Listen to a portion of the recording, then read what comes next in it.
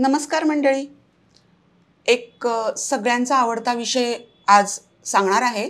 तो म्हणजे सोसायटीच्या मीटिंग्समध्ये जे मतदान केलं जातं, आपल्या ज्या कोऑपरेटिव्ह हाऊसिंग सोसायटीज असतात त्याच्यामध्ये मतदानाचा अधिकार कोणाला आहे किंवा मतदानाचा अधिकार कोणाला नाही. पॉवर ऑफ अटर्नी थ्रू मतदान करता येईल का, प्रॉक्सी देऊन मतदान करता येईल का, अशा आपल्याला अनेकदा शंका असतात. कारण एखादा सभासद जो असतो तो त्या सोसायटीमध्ये राहत नसेल, तो बाहेरगावी असेल वगैरे अशा काही गोष्टी असतील आणि मग अशा वेळेला त्याचा जो मतदानाचा हक्क आहे तो अशा पद्धतीनं दुसरा कोणी बजावू शकतो का, हा आपल्याला प्रश्न पडतो. तर त्याचं उत्तर असं आहे की पॉवर ऑफ अटर्नी होल्डर किंवा प्रॉक्सी हा जो कोणी असतो ना, तो अशा पद्धतीनं मतदान करू शकत नाही. हा पहिला भाग झाला.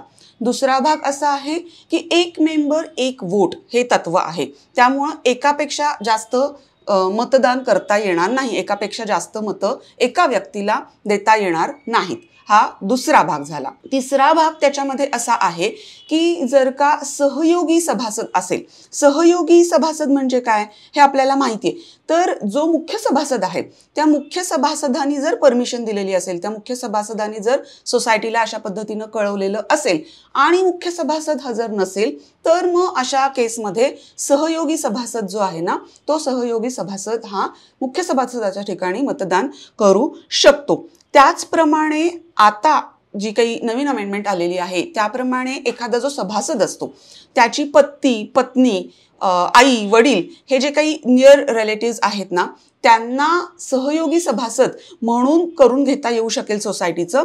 आणि त्यांना मतदानाचा अधिकार जर मुख्य जो सभासद आहे त्यांनी अलाव केलं तर ते मतदानाचा अधिकार बजावू शकतात. हा पण एक त्याच्यामधला सहयोगी सभासदासाठीचा भाग आहे. शेअर सर्टिफिकेटवरती खूपदा असं होतं की एकापेक्षा जास्त नावं असतात. मग अशा वेळेला ज्या व्यक्तीचं पहिलं नाव आहे ना, त्या व्यक्तीला पहिला अधिकार असतो मतदानाचा. त्या व्यक्तीच्या अनुपस्थितीमध्ये दुसऱ्याचं नाव, जर दुसऱ्या व्यक्तीचं जे नाव आहे अशा व्यक्तीला मतदानाचा अधिकार असतो. पहिले दोघंही जण अनुपस्थित असतील तर तिसरा, असं क्रमाने अनुपस्थितीप्रमाणे 1, 2, 3, 4 असं क्रमाने मतदानाचा अधिकार जो आहे तो बजावता येऊ शकतो. त्याचप्रमाणे प्रोव्हिजनल मेंबर्स जे आहेत त्या प्रोव्हिजनल मेंबर्सना सुद्धा मतदानाचा अधिकार आहे. आता प्रोव्हिजनल मेंबर्स ही नॉर्मली आपल्याला कुठं दिसतं, तर आत्ता जो काही सहकार खात्याने किंवा सहकार कायद्यामध्ये जी काही अमेंडमेंट आली ना, त्याच्याप्रमाणे एखादा मेंबर जर मृत झाला, एखादा मेंबर जर मयत झाला, तर त्याचे जे कोणी वारस असतात ना, त्या सगळ्या वारसांना रेकॉर्डवरती घेण्याच्या दरम्यानचा जो कालावधी असतो ना, त्या कालावधीमध्ये प्रोव्हिजनल मेंबरशिप ही देता येऊ शकते. तर अशा वेळेला प्रोव्हिजनल मेंबर्स जे आहेत त्यांना सुद्धा मतदानाचा अधिकार आहे. जर का एखादी कंपनी किंवा पार्टनरशिप फर्म जर का मेंबर असेल, म्हणजे एखादा फ्लॅट आहे आणि तो कंपनीच्या मालकीचा आहे किंवा पार्टनरशिप फर्मच्या मालकीचा आहे, तर त्या कंपनीतर्फे किंवा त्या पार्टनरशिप फर्मतर्फे ज्यांना कोणाला ती फर्म जी आहे ना ती अथॉरिटी लेटर देईल अशी एक व्यक्ती हा जो काही मतदानाचा अधिकार आहे तो मतदानाचा अधिकार निभावू शकते.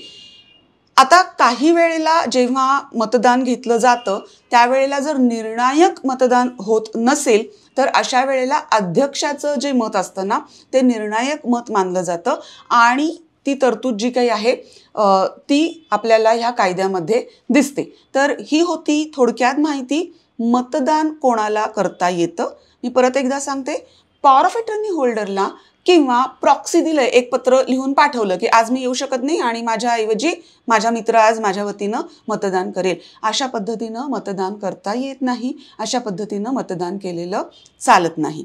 परत एकदा सांगते, अशाच पद्धतीची कायदेविषयक माहिती जाणून घ्यायची असेल तर माझ्या व्हिडिओला सबस्क्राईब करा, माझ्या व्हिडिओजना लाईक करा आणि त्याचप्रमाणे माझं जे चॅनल आहे त्याची माहिती तुमच्या मित्रमैत्रिणींपर्यंत, तुमच्या नातेवाईकांच्यापर्यंत जरूर पोचवा. धन्यवाद.